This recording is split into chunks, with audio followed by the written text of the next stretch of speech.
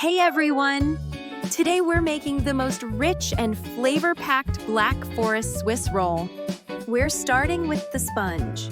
In a bowl, add 5 eggs and 120 grams of sugar.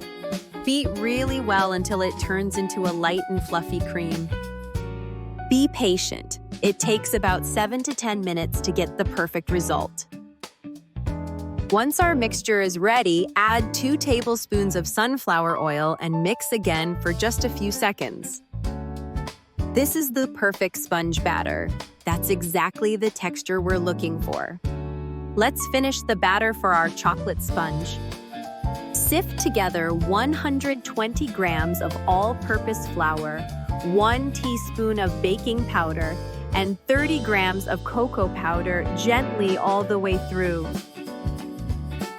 After sifting, gently fold with a spatula so we don't lose any of the air in the batter.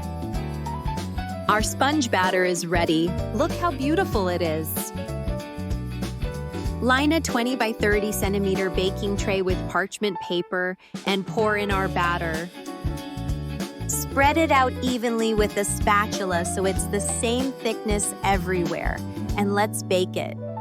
10 minutes at 180 degrees Celsius. Ready and delicious.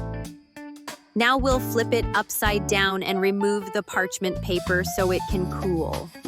Don't worry about flipping it, it won't break. It's super flexible. And now let's prepare our cherries for the filling.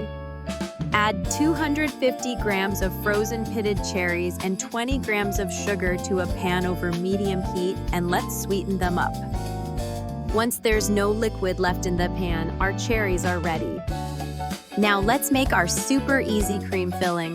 350 grams mascarpone cheese and 100 grams sweetened condensed milk. Give it a mix and voila, our amazing filling is ready. We want this exact texture.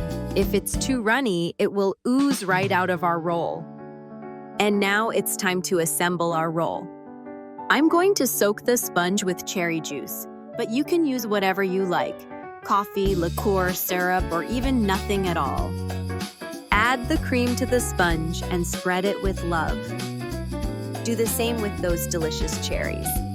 It takes a little work, but trust me, the final result is totally worth it. Now turn the sponge lengthwise and start rolling it up, just like I'm showing you. No special technique needed. It's super easy. Once it's rolled up, place it in the fridge for at least 2 hours to set. And then, it's time for the final touch. I'm topping mine with the chocolate glaze to decorate it, but you can use grated chocolate, a dusting of cocoa, or even more cream. It's totally up to your taste. A few berries, a dusting of powdered sugar, some chocolate shavings, and you've got a bakery-style dessert that looks like it came straight from the pastry shop. Thank you for watching. If you enjoyed it, give it a like, subscribe, and share it with your friends.